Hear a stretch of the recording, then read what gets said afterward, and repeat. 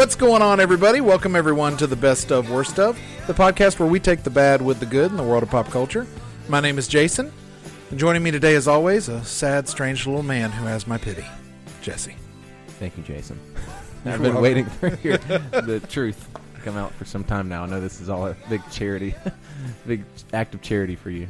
Yes, you know, I could have chosen anyone, but I saw your sad personage every day. Right. That's and fair. Thought, well, hey, if it wasn't for my sad personage, I wouldn't be married. For today's episode, Jason and I are taking a look at the best and worst of those wonderful vehicles for anthropomorphic delight, as well as soul-crushing existential heartbreak. Pixar movies. Yay! In honor of Onward, which has been released to the masses, and half of us have seen them. That's right. I am that half. I did not get there this weekend. That's fair, but never let it happen again. Okay. So this, of course, is all according to the scores at Rotten Tomatoes. Spoilers lie ahead, so if you are some sort of gelatinous being lacking sentience and have not seen the movies we're discussing, be warned. Yes. So since there won't be a big discussion on Onward, I'll give my very quick rundown of that. Please do. Before we get into our... Here's my quick rundown. Yes. Haven't seen it, not sure I want to see it. Okay, that's fair. Okay. It's terrible. No, it's not. It can't be terrible. It's slightly above average. It is... So I think a lot of times with Pixar movies, they stumble in the third act. Yep. Not all of them. And I think the ones that are really good are the ones that kind of land it. Yeah. Like everything sticks. But I think, at their... I would say one of their bigger flaws, I guess, one of the more prevalent things in their movies is the third act sometimes gets rushed or... Give us an example. You're going to put me on the spot. Sorry. I would even... Cars 3. Let's say Cars 3. Don't even remember it, so... Yeah. Cars 3, it's like this. The whole movie's this big build-up of Lightning McQueen making this comeback, and then it's like right at the end they decided, oh, no, he's going to be the teacher, and Cruz Ramirez is going to be his pupil, right? Racing pupil, which is a fine plot. It just comes together kind of quickly, and it's just like, yeah. So sometimes they feel almost. Mm-hmm. I feel this way sometimes, and you'll see. There's a lot of story. There's mm-hmm. a lot of people involved in the writing process. Yeah, is that it feels almost workshopped to death, right? Yeah. Towards the end, like, oh, right. Yeah, that's a good idea. We'll throw that in there. Oh, but let come together and it's almost homogenized. Right. Yeah. And this one does the opposite of that, where the first two acts are a little bland. Okay. And it really nails the third act. So Onward hits all those emotional beats that you expect from Pixar, mm-hmm. the stuff that makes you cry in the movie theater as a grown man, mm-hmm. Or woman. It nails those moments. So the analogy I keep coming back to in my head is Zootopia mm-hmm. is a movie that, and we talked about it in one of our past episodes. You can go listen to it. Are we going to wait? Well, yeah, they could have already listened by now. So sure. Okay. We'll say we did wait. Okay. Zootopia is a movie that really sticks because of how much fun they have with the world, and the world feels lived in, and it seems like they really thought about a lot of the nooks and crannies of how that world would work. Sure. So the premise of Onward, if you're not familiar, is that it's like a sort of Tolkien almost-esque fantasy world. Right. That is, inhabited by dragons and unicorns and all these mythical creatures. But it's all very mundane now, and they live in like a modern era, and they have modern technologies that are more practical than magic, learning magic and mastering magic to do all the stuff that electricity will do. Sure. That's sort of the premise. And they just don't really, in my opinion, don't really have as much fun with that premise as they should. Like, this seems like there's a lot of stuff there we could get into some of the tropes of the fantasy and how it, what this modern spin is on it in their world. And they do that a little bit. It just doesn't feel like they quite knew what to do with that world. Like, the concept was good, but they didn't know where to go with it. Yeah. I think Disney mm-hmm. Studios, and we should just say it's a different studio, right? With Zootopia, they built a really good world, and I think both of us left. What was different there is we felt, I felt they they did a lot with the world, and they showed you multiple angles and that kind of stuff with the world. And they also left me wanting more. Right. I wanted to see. I think I even said, "Man, I'd like to see just a cop show, like a TV show, there, like Zootopia SVU, right, or something like that." Did this leave you wanting more, to see more of that world, or was it so like meh that? I would say yes, but not for the right reasons. Not for the reasons of like Zootopia, where it's like that world was so much fun, I want to come back to it. It was more of like I just didn't get enough of it. Like they just didn't. So that was, I would say, my biggest complaint. Like the plot, the emotional moments land, but they could have taken place in any setting, any world. The fact that it was in the medieval, I mean, the magic is used throughout and stuff, but that plot really could have worked anywhere else. They just didn't get as good use of the world as How many times do you get to see unicorns as dogs? I recall twice.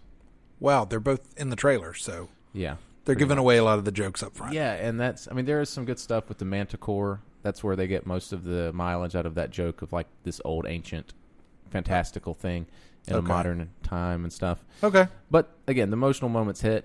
It's all father son, father child, and really parent-child relationship, that kind of love story. Sibling, there's a really good sibling love story going on there. Well, I was going to say, did Chris Pratt and Tom Holland bring a lot to the table? Like, or they just not really. I mean, like again, it's the writing helps carry it. Sure. I think the performances aren't bad. There's like one line, I can't remember it exactly off the top of my head, but it's an emotional peak of the movie, and I remember thinking afterwards, like, that should have been more impactful. Yeah, they sort of landed at the end. Again, it comes together at the end pretty well, but the lead up to it just leaves you wanting a little bit more. So good or better than Good Dinosaur? Better. Okay. Better than Good Dinosaur. Good or better than Brave? Worse. Worse than Brave. I like Brave better. Okay. I will say this one affected me more emotionally, but I think it was geared towards me specifically emotionally, because there is so much of this is about the relationship between two brothers, and the father-son relationship, and being a father and being a brother, a younger brother to an older brother. I think some of that landed, but Brave is a much better made movie. Okay. Yeah. All right. In my opinion. Well, anyway, that's thank you for that review. Yes. That's Onward. I would say, kids loved it. My son loved it.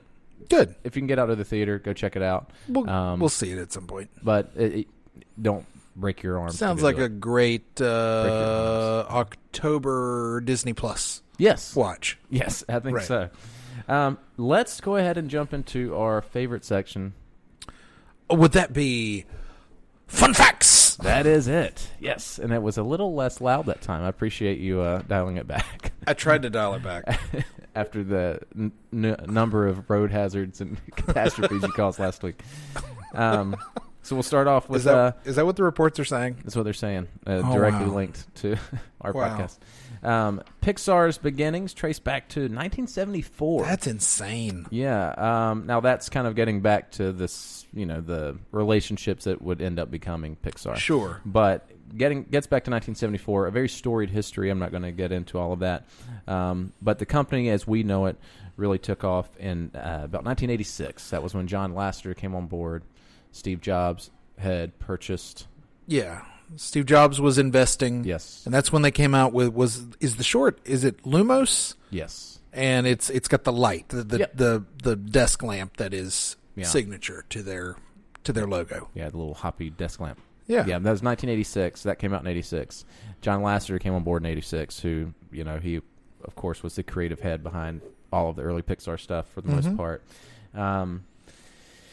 So that subsequently led to a 1991 deal with Disney for 3 films. I think it was a $26 million contract, which was a pretty good contract for him. And this was really, again, Pixar's separate company in this situation, Disney distributing. Right.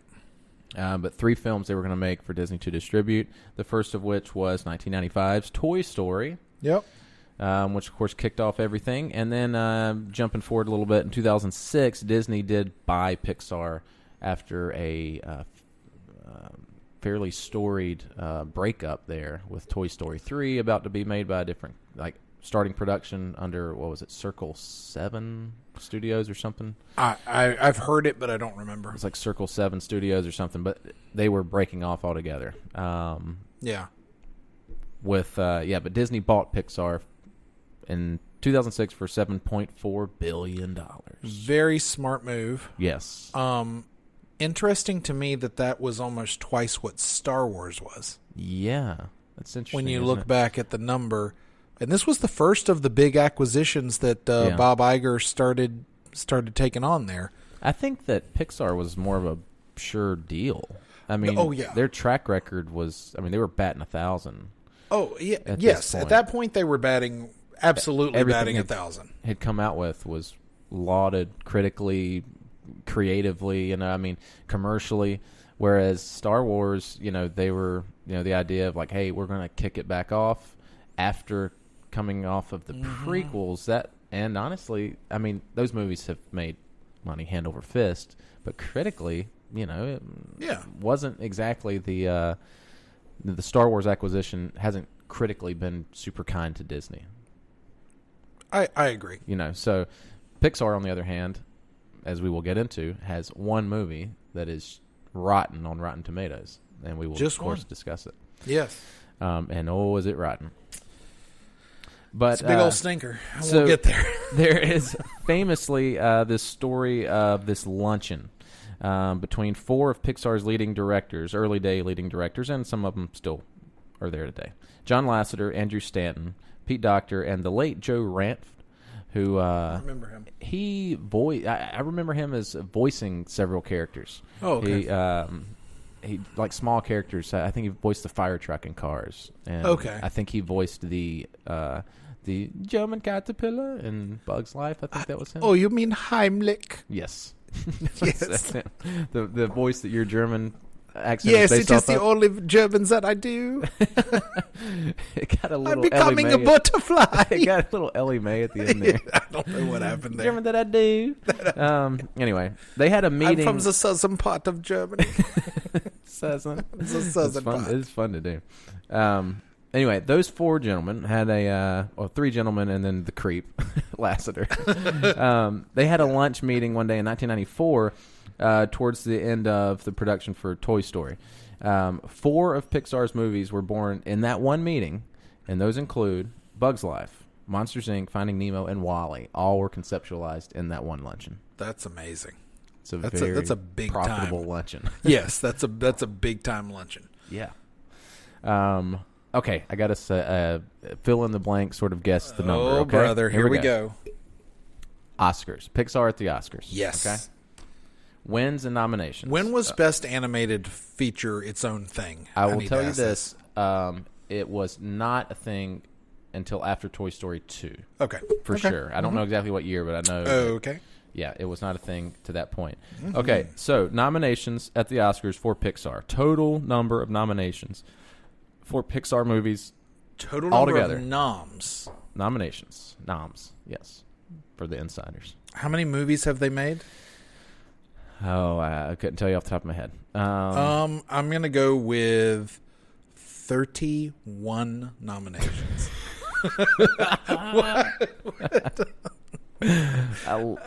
I say it every time. I love you're so wrong at these. 772 nominations. 100 nominations.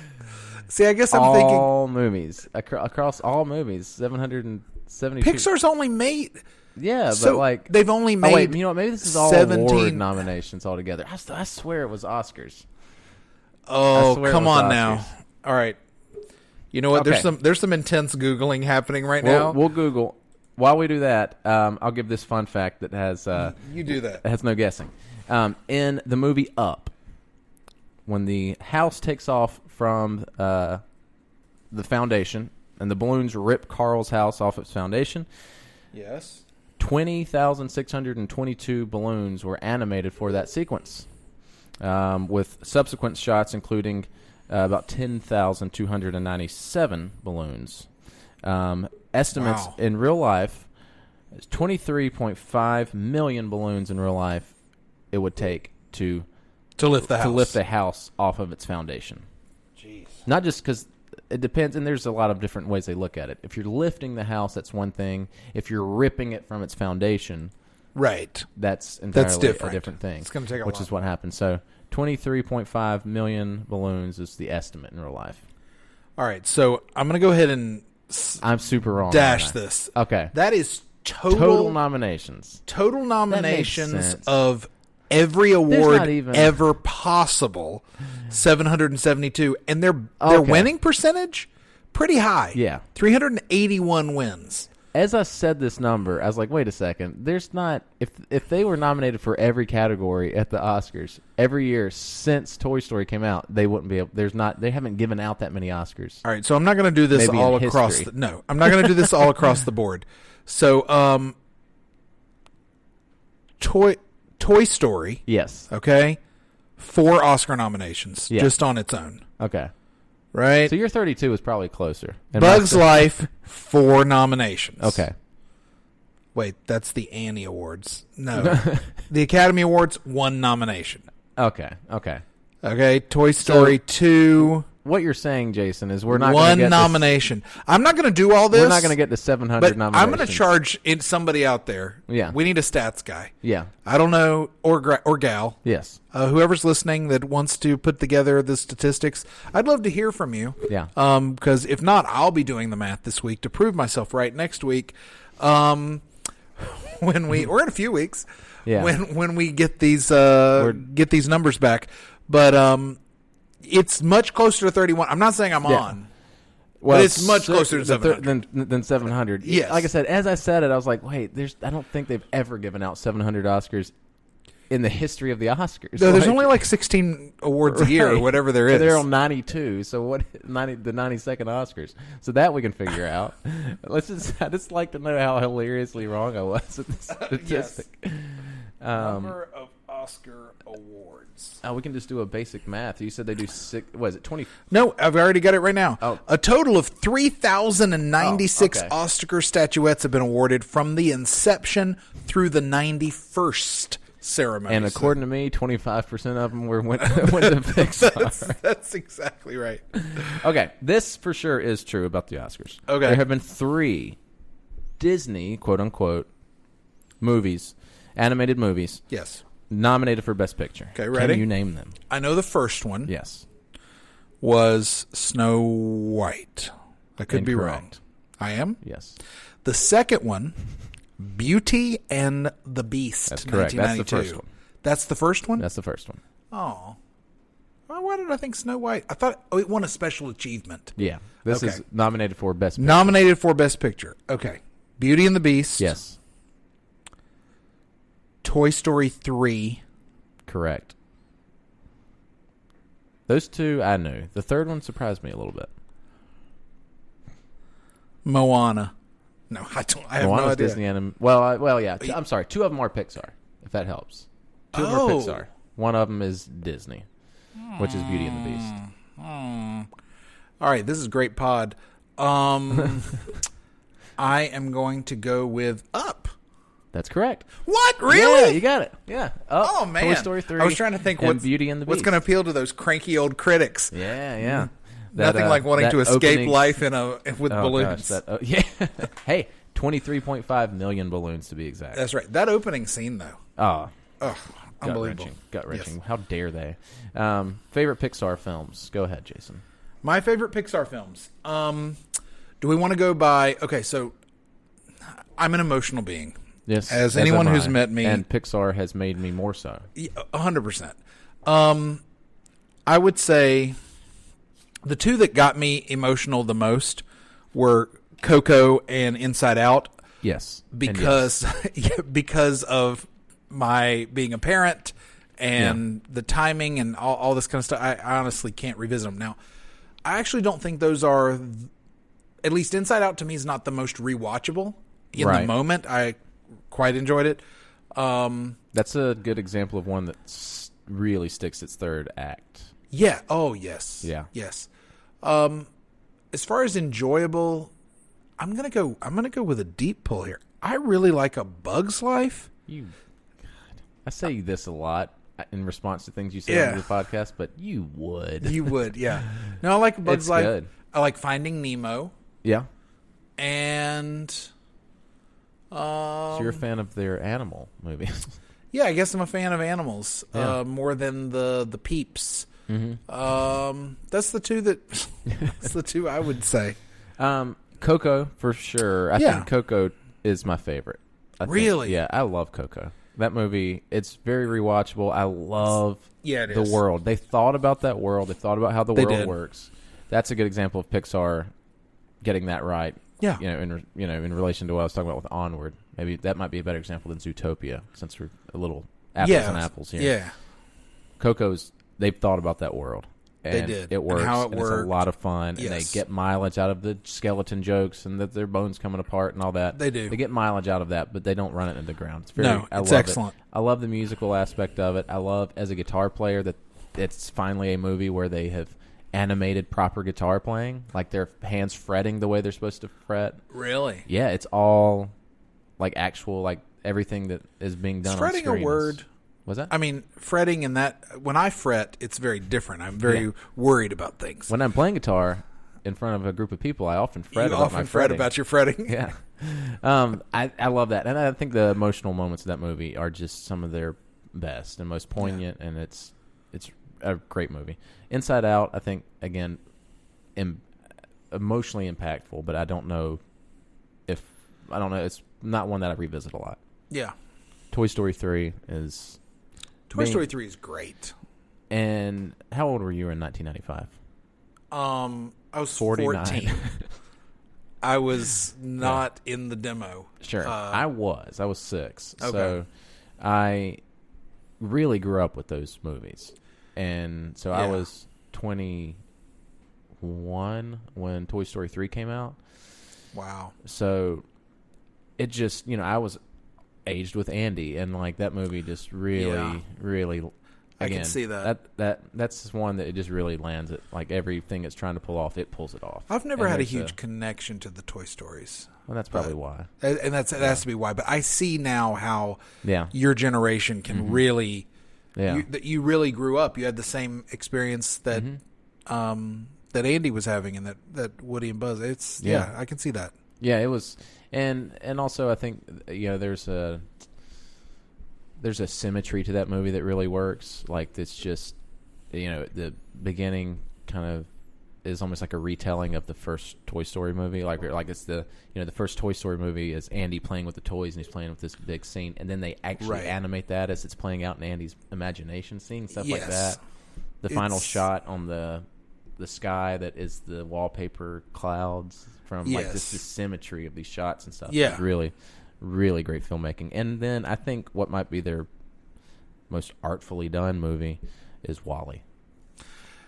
WALL-E has the most to say. WALL-E's also, WALL-E, to your question earlier, that's a good example of one that doesn't quite stick the third act. No, it doesn't quite stick the third act. I remember seeing WALL-E the first time. My kids didn't care for WALL-E because it was quiet for 20 minutes. Like 35. And it's why I love it. That's why I love it. Yeah. Everybody shuts up for a second. The first half of it is perfect. Yeah. Yeah. Really great filmmaking. Yeah. And just a beautiful score and just... I agree. Great imagery. And like you said, kind of saying something about how we're treating the environment and things and stuff like that. But it gets a little capery at the end. A little. Like race against time. Now we have a villain all of a sudden in the ship and that kind of thing. A little bit, yes. But those are, I would say, my favorites. What is it? I wanted to put this into words. Yeah. I think a Pixar movie has become a thing. Yeah. Right? So what is it? What does it mean for those who might be listening or like, man, I like listening to these guys, but I don't know much about Pixar movies. I don't know. I hope you're listening. Yes. Well, if you're hearing this, then you have to be listening. Well, there's a difference between listening and hearing, Jess. That's a good point. So what does it mean to be a Pixar movie? What are the tropes? Emotionally gutting. Emotionally gutting. No, I think I always use this example of like DreamWorks versus Pixar. Yep. DreamWorks makes cartoons. Pixar makes animated films. Yes. That's the way I look at it. Yeah. Pixar's movies are animated, but they have all the emotional resonance of a non-animated cartoon, for lack of a better term. I mean, the movies just, they know what they're trying to say emotionally, and even at their worst, well, maybe not at their worst, because we're going to get into the worst, and that movie is emotionally devoid of anything authentic. But even when they're phoning it in, they're still kind of nailing it on that emotional level. No, you're right. And I've not heard that before. That's an absolute apt breakdown. Yeah. Whereas I think for years Disney animation was the vanguard. Yeah. You're holding it up. And it's gotten kind of back to that a little bit. And it did. It had a drop kind of coinciding with the rise of Pixar, which is kind of interesting. It's why I think Pixar was such a big deal that purchase was such a big deal to them because of that kind of drop that had happened in Disney animation. But Pixar came in and showed what a animated film could be, and not a kids movie with a couple of jokes for some parents and some catchy songs. Right. So, and that's the line that to kind of correspond with that. I like that animated film. They don't do musicals. I mean, Coco's as close as they're probably going to get to a musical. We'll see what Soul is this summer, but music, they're not going to do musicals the way Aladdin or Beauty and the Beast or Frozen are musicals. That's Disney's realm. Right. Even those Disney, when you think of Pixar, you think of cutting edge graphics and CGI, and that was a big part of it. But everybody else is caught up. I mean, think at least similarly on par. They still might be kind of at the next They're level. Kind of pushing it, and I think that's their thing. That's one of the things that they are technically doing. Excuse me, with every movie, especially those early movies, was them showcasing something that they can do now. Mm-hmm. So you're right. Obviously, Toy Story was just, hey, here's this technology. And it's really, like, as good as Toy Story looked then, it's amazing to go back and look at it now versus Toy Story 4. It looks pretty bad. It looks pretty The toys bad. look okay. I was going to ask the animals and the world, humans look the humans, the animals, the world. It looks pretty bad. They've I've often better wondered if they were going to George Lucas these things. I don't think so. You don't think they'll go back and just fix the background? If they want to show it, they can make another Toy Story movie and make another $1 billion. Speaking of making another Toy Story movie. We'll get to that. Oh, okay. Okay, All we'll right. get to that. But Finding Nemo, water. They were showing that they could really animate water really well now. Sure. I think with Monsters Inc., it was fur. That was what hair and fur. Yes. They were showing that they could animate that really well now. Yes. And they keep. That's kind of Finding what they Nemo keep is doing. about the underwater things, like things that lived 100% underwater, and how do you make them flow, react? move And stuff. every single thing. It was something Pushing they were it. pushing.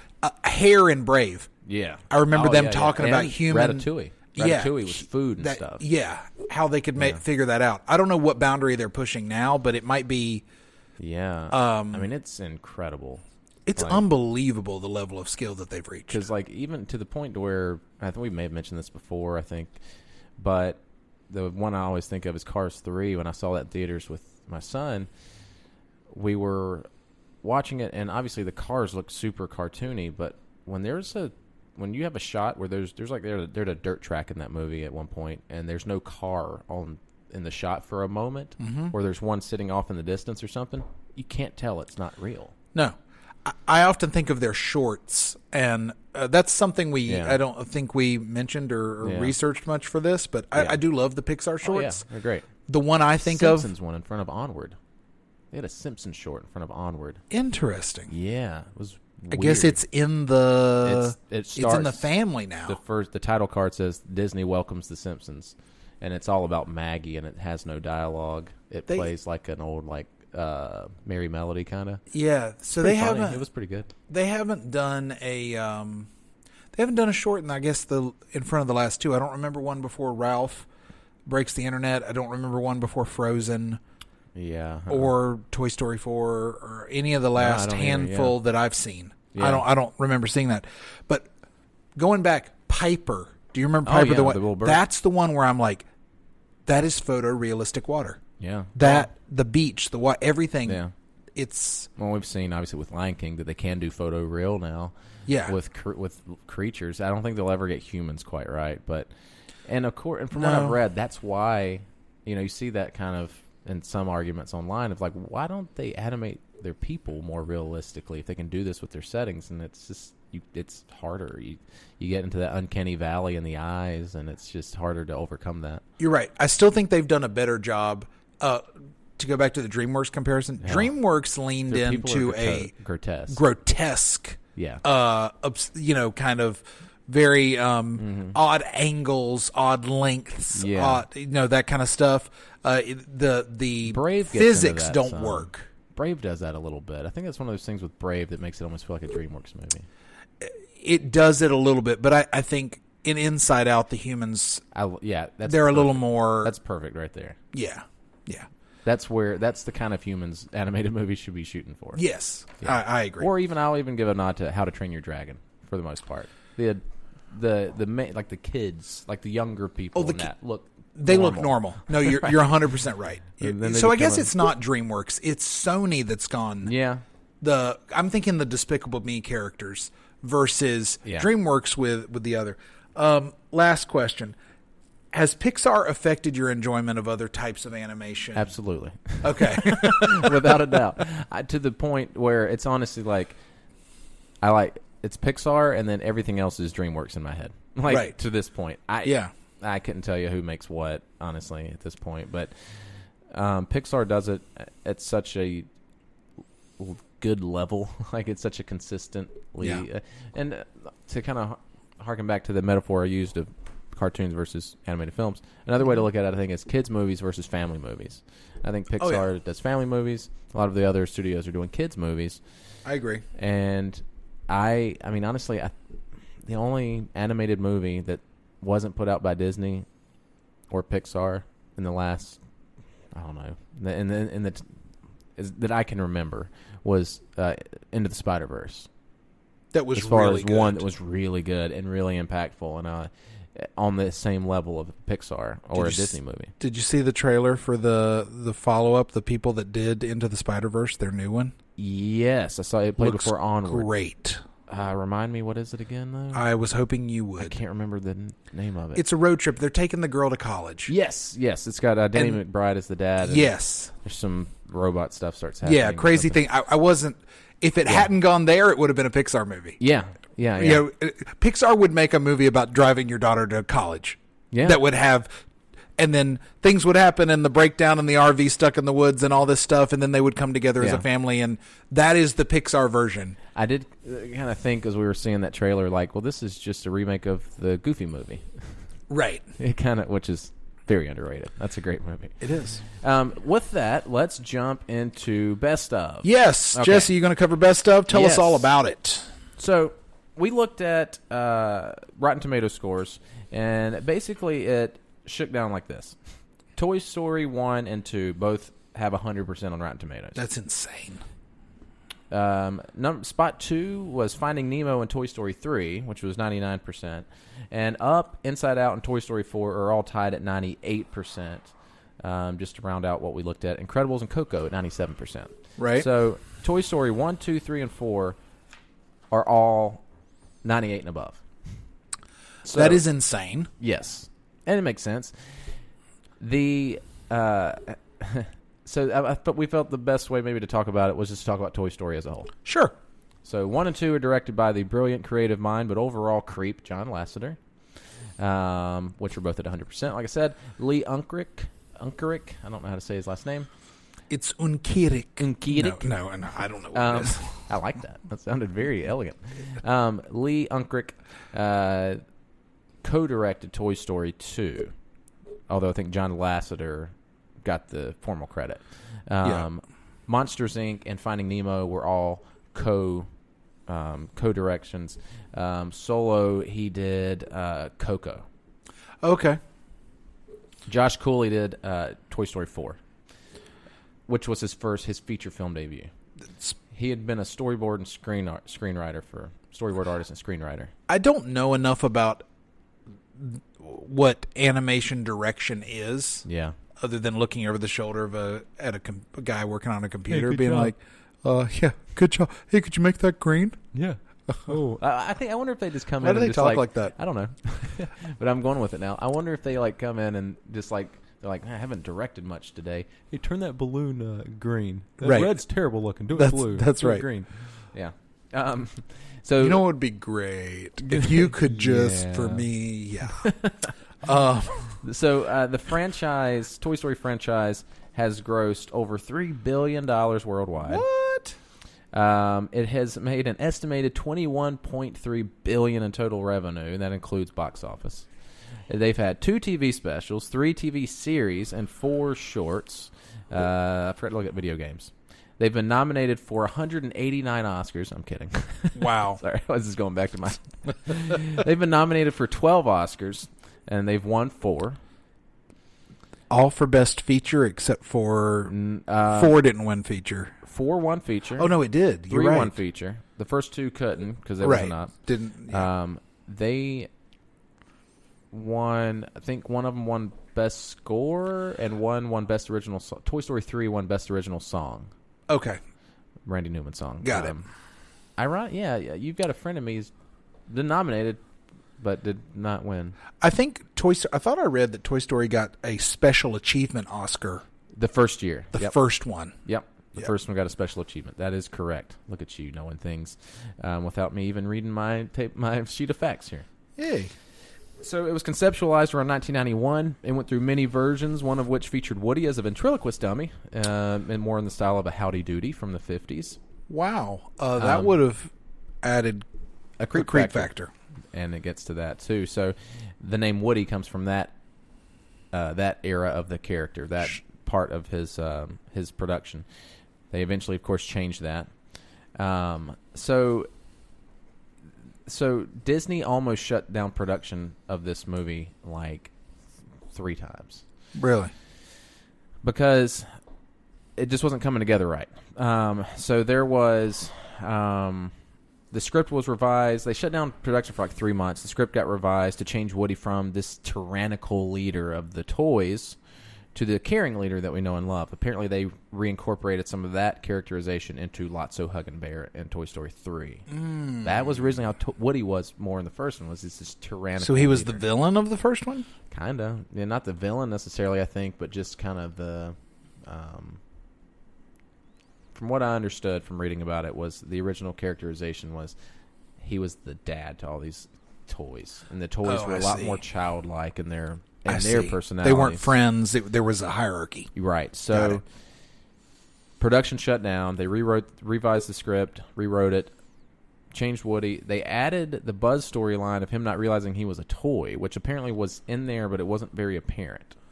So they made that a much bigger plot point. And I mean, that's huge. Yeah, absolutely. They said that was the thing that unlocked it. Right. And they shifted the toys' personalities to more adult personalities, like they're at work, and it's kind of the element that we see of like meeting time, everybody, all that stuff. So that all came from that shutdown and completely saved this movie. I mean, Disney, supposedly, the quote is, that Disney found Woody originally to be too much of a sarcastic jerk. The same of which can be said for every John Travolta production. You nailed it. That's right. Some would-be casting that came out of this for that. This is all more aimed at the first one, but obviously led to the subsequent movies. Originally, Paul Newman was considered for the role of Woody. It's gonna be like an old Western voice, kind of doing. I can kind of see it. Yeah. It'd be more sage wisdom, like he was in Cars. But I can't see the frantic moments working out at all with that, though. Can you imagine Paul Newman screaming? Imagine you are a toy. That whole part. Imagine, Butch and Sundance. Yeah, Paul Newman. Yeah, I mean he's a young man. This is 40 years later. Okay, he's doing the voicing in 1993. Yeah, okay, that's true. Right. He's in this. This is right. That would be right after what his follow up to The Hustler. Yeah. Yeah. So yeah, I guess he was still in able-bodied shape. He of course would go on to be in a Pixar movie, which we'll get into later. Mm-hmm. Billy Crystal was offered the role of Buzz Lightyear, but he turned it down. That would be very different. Yes. And he later regretted it, which led to him taking the next thing they offered him, which was Mike Wazowski, which is a much better fit. Oh, it's a perfect fit. He said as much sense, too. He said it's probably, he regrets it, and at some point he regretted it after the movie did great. Well, he regrets it that there's been 3 sequels to Toy Story and only he's one. doing all right with Monsters Inc. Yeah, they got that. They're gonna have a Monsters Inc. TV, Disney Plus series and stuff. So okay, he's doing all right. Beloved character, but he said that Tim Allen was a better fit for that. Yeah, for sure.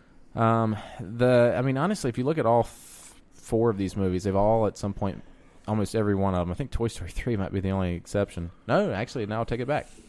All of them were plagued with production issues at some point. Toy Story 1 had its issues with just them trying to get the story and the characters right. Toy Story 2 was famously almost deleted, which I think you told a little bit of that story at a Disney Animation episode. Yes. When they were doing some file cleanup and they accidentally deleted root files for the movie. Yeah, unbelievable. Went to the backups, found out that the backups had failed months ago and had not been working. And what saved that movie, Toy Story 2, was that there was a work-from-home employee, animator, who had just recently had a baby, so she was working from home, and she had backed up everything locally so that she would have access to it at her house, and that saved it. Unbelievable.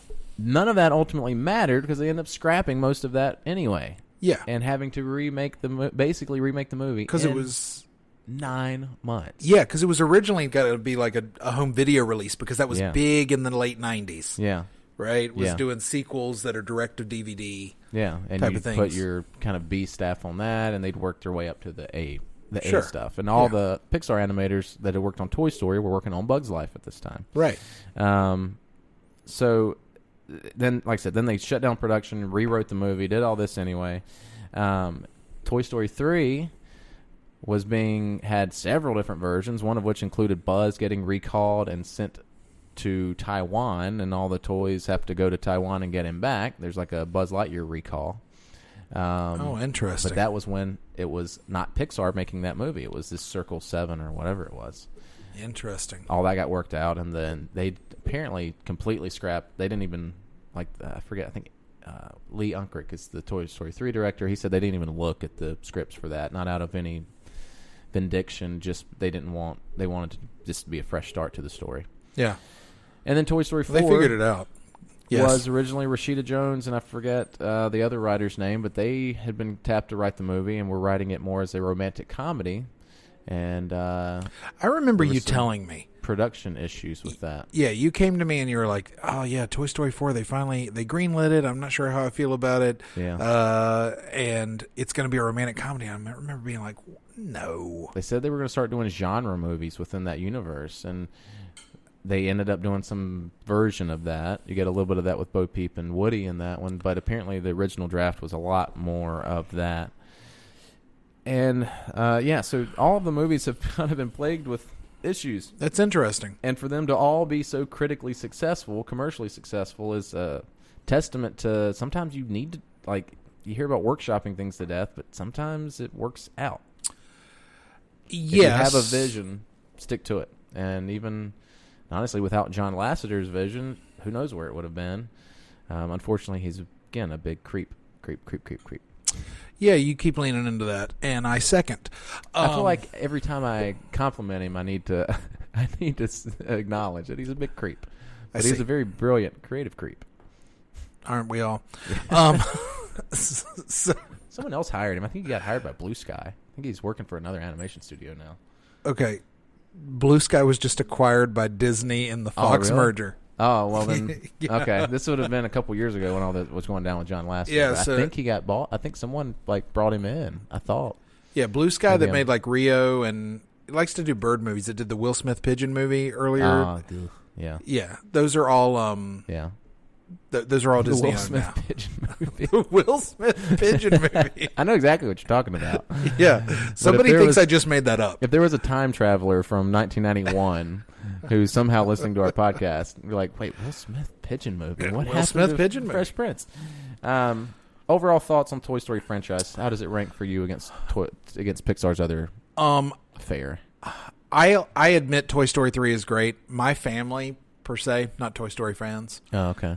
Will watch it, but it's not a priority. I recognize it as good cinema and good filmmaking. We just watched Toy Story 4 for the second time, and I was like, it's good. It is very good. But it's unnecessary. Yeah. And I agree with that. I think, given spoilers for Toy Story 4, give it a beat. Okay. Toy Story 4, I think, does a good job of closing out Woody's story in a meaningful way. And I hope it did. Yeah. Now, I hope it did. There's already talks, of course, of 5. Now, they always ask the filmmakers this after every one of them. Ask them after 3. Is there going to be another one? No. We always look at these one movie at a time, and we look at it like this is the last one. But if the right story comes along, sure. And you could argue that Toy Story 4 is a worthy story of being told. It's a good story. Mm-hmm. I do agree that it ended an arc. It was a unique arc of I'm no longer Andy's toy and I'm not the person I used to be. And so there's a bit of growth and worldview change and worldview change there for Woody. And I kind of appreciated it and liked that aspect of it for sure. Woody's been toying with not being a kid's toy for every one of those movies, and it was nice to see him finally do something for himself, so to speak. So sure. I liked that part of it, but it was good. They're talking about 5. Tim Allen said he'd do it if they... Of course he was. Because the check's still cash, man. Right. They're not rebooting Home Improvement anytime soon. Although, actually, I've heard. Are you kidding me? No, That'd make a great Disney Plus series. Yeah, look how excited you got. I just got very excited. I just got so very excited. Now, I don't know what it would be, but no. Oh, that they've killed off one of the kids and they're raising the grandkids and something like that. The question is, which kid? It's got to be the youngest one, right? Oh, it's the goth one. You're getting JTT back. Yes, no. Yeah. The oldest one, Brad, is a goner. Yeah. The goth one, Mark, no. Yeah. You want Jonathan Taylor Thomas. So they have one kid left? Is that what you're saying? No. The other one doesn't come to visit. Oh, okay. The youngest one had children or and died. Whatever it was. Yeah, we have to. All good sitcoms have deaths. Well, I've been watching a lot of Full House lately, so okay. I'm obsessed with parental death. Toy Story 3 is your favorite of the 3? Of the 3, Toy Story 3 is my favorite. And if the 5th one comes out, are you going to see it? Sure. Yeah, but not in theaters, probably. No. I went to 4 for theaters, and I was... Yeah, it was all right. Yeah. But it was good. How about you? I, again, grew up with them, love them. Yeah. I always feel like I think I forget that 2 is a good movie.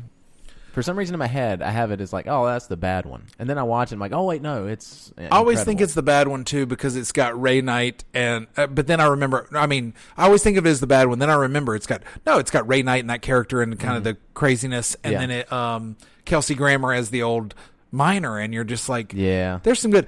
Now, introduced us to Jesse. I'm dead set against the Jesse character. I love the Jesse character. Hate. I'm not going to get into it, but I hate the Jessie character. Yeah, I love Speaking of death, if she had died a long and painful death at the end of Toy Story 2, and then Woody takes the horse, the donkey. I was almost called it a donkey. I was going to say a dog. What is his name? Clopper? No. Oh my gosh, I'm John. Bullseye. Yeah. Old Clopper. Bullsworth. Anyway, old Woody and Clopper go Clopper and Bullsworth into the sunset and leave Jesse for dead. I'm not surprised by that. Again, as your hatred of things is well known. But I'm sorry, I just take stances. She's a fun character. I love it. But that's Toy Story. I'm not going to go there. Okay. The only character I hate more is Mrs. Incredible. Yeah. It's just troubling. Yeah, I don't know why. There's just some things I can't abide. Well, you think your favorite Pixar movie is Bug's Life, so that tells us what we should think about your opinion. What can I say? Dave Foley is my man. Okay, listen. I was highly into news radio. Bug's Life comes out with Dave Foley's at his peak. Yes. Yeah. Dave Foley, Kids in the Hall, right? Yeah. Okay. Yeah. Which they rebooting or not rebooting or sequeling it or whatever. I'm telling you. All right. For those of you listening, too young. I don't know if it's streaming anywhere, but if it is, go check out News Radio. It's a treasure. Have you ever seen News Radio, Jess? I have not. Okay. News Radio. Yeah. Okay. Ready? Phil Hartman. I'm going to list some of the people on this. Okay. Yeah. All right. Phil Hartman. Joe Rogan. Okay. Andy Dick. Okay. Dave Foley. named one person I like. You don't like Phil Hartman? And Phil Hartman's the one I like. Oh, you've named one. Joe person. Rogan's fine. Andy Dick's no, they're awful person. No, I'm just saying. No, they are, but they're funny on there. Yeah, he's a good comedic actor. No, was a good comedic actor. I'm gonna get this name wrong. He's the guy from Office. He's been in everything. Is his name Fry? Stephen Fry? No, that's not right. Dude, he's in Barry right now. He was in Office Space. He's the guy with the stapler. Yeah. Yes. I know. Oh, he's the Milton. boss. He's the boss man. Okay. He's Stephen Root. Stephen Root. That's it. Unbelievable. Okay. Stephen Root is my single favorite part of that entire show. You laugh out loud. There. All right. Anyway, News Radio. Excellent. If you came to Pixar wondering what am I going to get out of it, you got News Radio out of it. It's excellent. Hey, thus ending our discussion of Toy Story. Hey, you know what? Phil Hartman would have been an excellent Buzz Lightyear. Oh yeah. Absolutely. How is Phil Hartman not? What did he die? Like 97, 98? How is he not considered for Toy Story, the Probably original? Was. Or at least a good Ken doll or something. Oh, he would've been great. No, perfect. Phil Hartman gone too soon. Yeah, he was a treasure. Really was. right. Let's go into worst of. Let's do it. Speaking of things that I hate. Yes. The worst rated movie, and I'm going to look up. Hold on, where's the thing? So we looked at. There's been 13 prior to this year. Okay. Pixar movies. Let's start at number 13 with Cars 2, a whopping 39%. The only rotten movie. Only one. The only rotten movie. You move up to number 12. Cars 3 at a 68%. Barely fresh. Yeah. Barely fresh. That thing's, borderline rotten. Mm-hmm. And then right above it, number 11, which I can't believe Good Dinosaur is better than this, but Regular Old Cars at 74. One, yeah. So they are the bottom 3 rated on Rotten Tomatoes altogether. And we'll do a similar thing. I'm going to focus on Cars 2, but we'll do a similar thing where we talk about all 3 together. They're directed by John Lasseter. Creep, creep, creep. John Lasseter, a known car enthusiast. And creep. Who wanted it. This was his love letter to cars and to that world. Yeah. I also think this had to have been the first time that they actively thought of toys and marketing before when they were coming up with the concept of the vehicles. Yeah. A lot of people say the first one is a ripoff. It's basically Doc Hollywood that's been animated. I think it has its merits. The first one is not my favorite movie, but there are moments. There are good things within it. The second one, the one we're talking about here, Cars 2, takes a distinct left turn. Aha. They say you can't put lipstick on a pig, Jess. In movie parlance, you can't expect stellar visuals to make up for a below-average story. That's right. I pretended as if I was writing a 60 Minutes intro for this. Leaning into the vein of their Disney owners, I think Cars 2 was an attempt by Pixar to make a kid-friendly, low-barrier-to-entry movie to cash in on toy sales. And that it has. That it did. Cars 2 only existed to sell merchandise, in my mind. It did. They wanted to lean in. Prior to this, other than Toy Story, they had not made a sequel. Yeah. And there was a lot of talk of original content, original story, and all this kind of stuff. And the sequel bandwagon could not be left at bay for long. They were going to have to dig into that because that's the world we're in. We're in sequel culture. Yeah. Right. And I think they've made some good sequels. Finding Dory's sure. good. Most of their Incredibles 2 is good. fine. Yeah. Most of them are above Monsters average. University is fine. Yeah. They're above average. Monsters University is very rewatchable. Yes. Yeah. Cars 2, not so much. No, although I've seen the Cars movies probably more than any other Pixar movie because of my son. Yes. He was very into Same Cars. here. These were the first Pixar movies we owned. Yeah. Because my son was into cars. It was right at that age. First Cars came out in 2006. Yeah. Cars 2 in 2011. So my son was born in 2007. So he's just right in that wheelhouse. That's how it was with us in Cars 3. Right. My son was 3 when Cars 3 came out. Yeah. And he was just all about it. It's just the perfect time. And what I think I liked least about this was that instead of taking a world that they had created and expanding on it, going into Cars 2, I guess I thought you'd go back to Radiator Springs and you'd have this. That's where I thought we were going to get kind of a romantic kind of, settling down with Sally and some of the other things. And I think they did this pivot, which thankfully they've pushed against since. Learned from, for the most part. I think they learned from, which is, hey, what was popular with the little kids? This sideshow character. Mater. Tow Mater. Yeah. And we're going to bring him in. And, Larry the Cable Guy was big at the time. Yeah. And so we're going to lean heavily into this, and we're going to make him the star of the movie, and everybody else is a secondary character. And, Lightning's in there, and there's this whole storyline. I actually think they could have made an interesting movie about him going to race overseas if they wanted to bring in these other cultures and bring in these other things. And other cars that they could make toys out of. Right. But do an espionage thing, but without Mater as the center. I don't think this knows what... Is this a slapstick comedy with Tow Mater, fish out of water, eating wasabi? Yeah. Or is this a movie that is commenting on the world of espionage thrillers and James Bond movies and that kind of stuff, which kids aren't going to get those references anyway? It was a stupid way to take the story. It was just... The espionage stuff was... Again, to your point, it's all... If you look at all of that, they can introduce cool spy cars. They can introduce boats, planes, all this stuff. Yes. Now you got Lightning McQueen going through the World Prix, Grand Prix, whatever, and now you've got all these other cars they're introducing. I wouldn't have mind a movie of Lightning McQueen traveling and finding his place, whatever, realizing that he get after all the world and he sees all these new places and he still wants to come back to Radiator Springs. Sure. Something like that. There's your plot.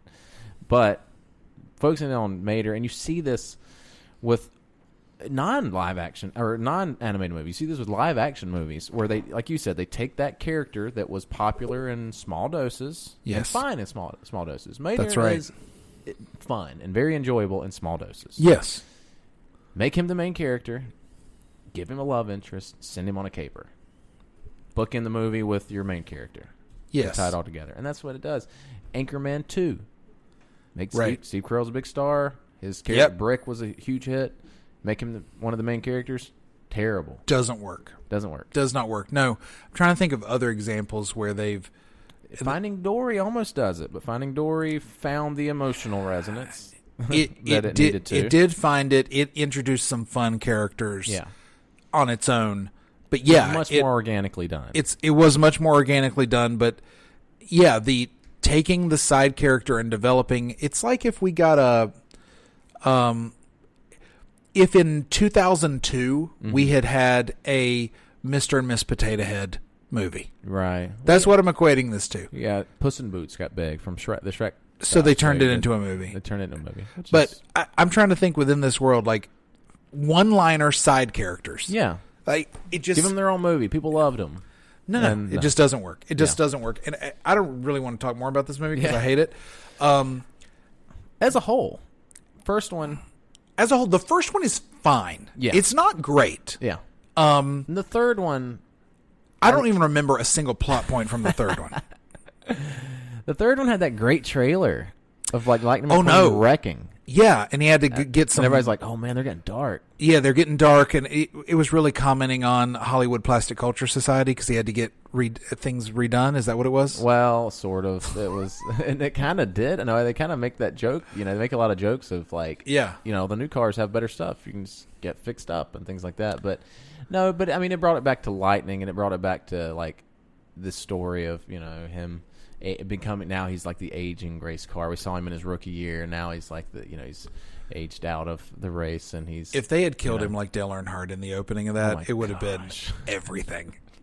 Right? Would that have been awesome? The third one's fine. The first one and the third one, the first one especially, they have a sense of Americana that I appreciate, even in the music choice and stuff. Like just like there's something folksy about it, and I appreciate that. I did come around on the movie a lot after seeing it with my son so many times, and his favorite, of course, was the second one. So I saw that one probably more than the other two. Yeah. I think the problem with these movies, and I think more than anything else, the thing that doesn't work for them is the characters being cars. You just can't emote a car in a meaningful way. Nope.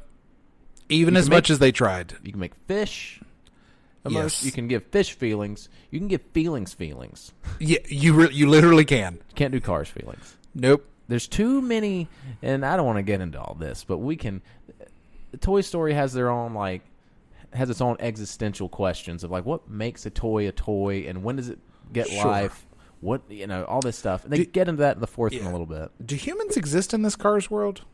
That's the thing. Like I can't figure out. Are cars born? We see kid cars. Yes, are cars born? How do they procreate? Right.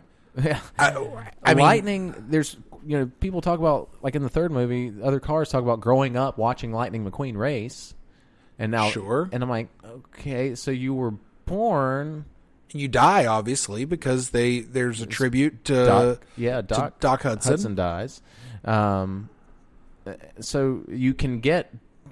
Because you think if you're a machine, you can just replace your parts. If Lightning McQueen is losing to the younger racers, just get new parts. No, you're exactly right. You get new tires. So you're an organic... You have an organic inner... Why do they have doors? I don't know why they have doors. Why would you have a door? Nobody's ever been... No, it makes no sense. Which, of course, it leads to the Pixar theory, which is all their movies are connected. I'm not going to get into it. I don't know it as well as I did the Quentin Tarantino one, but all their movies are connected. And connected or take place in the same universe? Take place in the same universe. Okay. Over different timelines. And the idea is that Cars takes place way in the future when all the humans from the WALL-E era have died.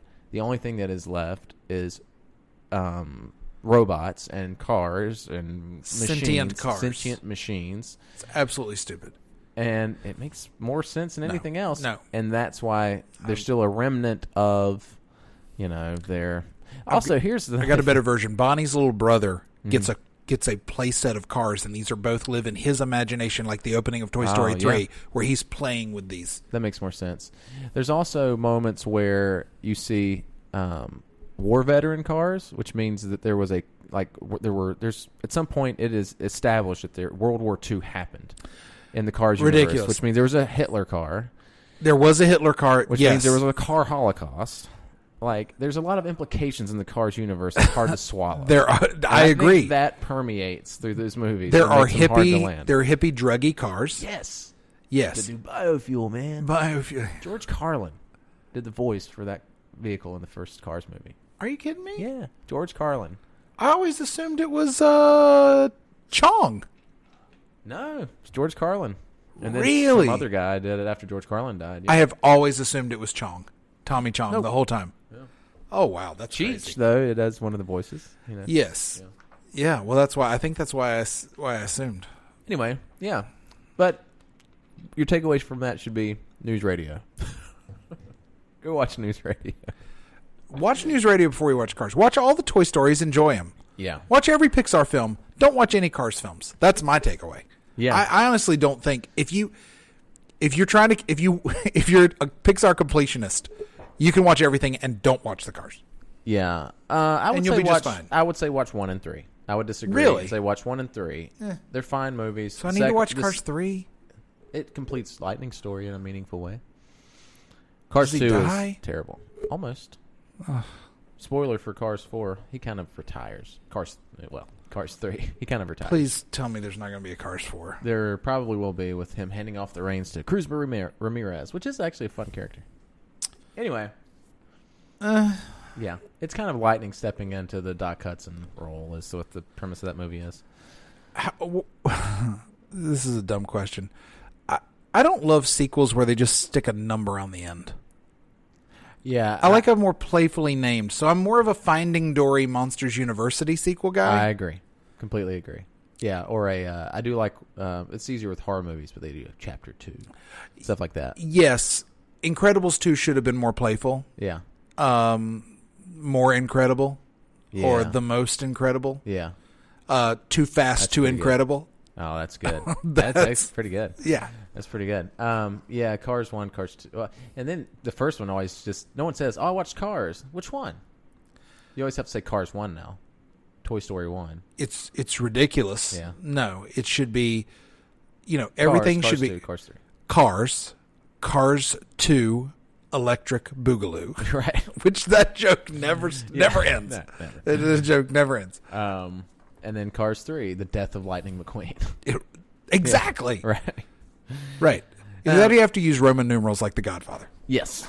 All right. And that's really what it is. The Cars trilogy is the Godfather of the trilogy of the Pixar universe. Except Cars 2 is Godfather 3. That's the difference. All right. Well, we'll wrap it up there. Yes. I hope you've enjoyed our conversation around Pixar. Thanks for listening today. Please rate and review and subscribe and email us at bowopod@gmail.com. We got some emails, Jason. We did. Ooh. You guys liked Water and Metallica. Yeah. Yes. Those Who knew? Very similar things. Yeah. So Marco, who suggested the episode, made the episode suggestion for Metallica, said, ironically, that Metallica apparently has a branded bottled water, which would have been good to get, although I don't know where available. I bet it tastes. He also said that he kind of agrees with you on the Saint Anger stuff. Not as bad as people make it out to be. Really? Yeah. He said the production's terrible, but lyrically it is. It's not bad. It's not terrible.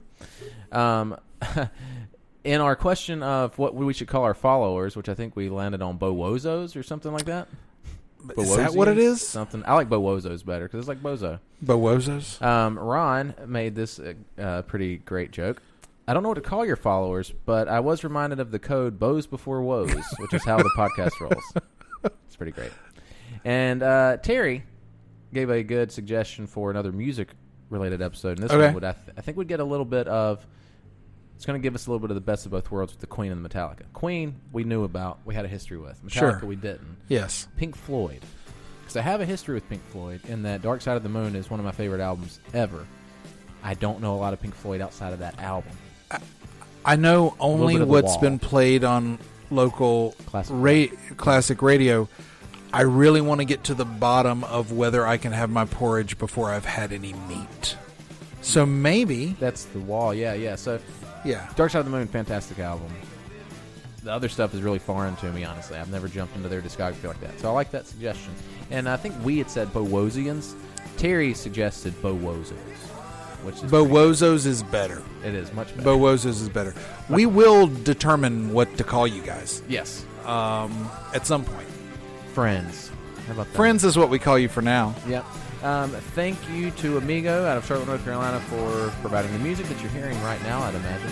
Thank you to Wes Forbes for his handy podcast artwork.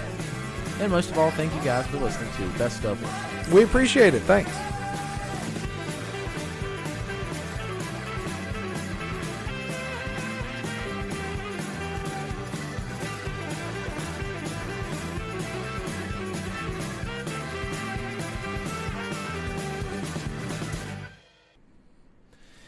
Okay, guys.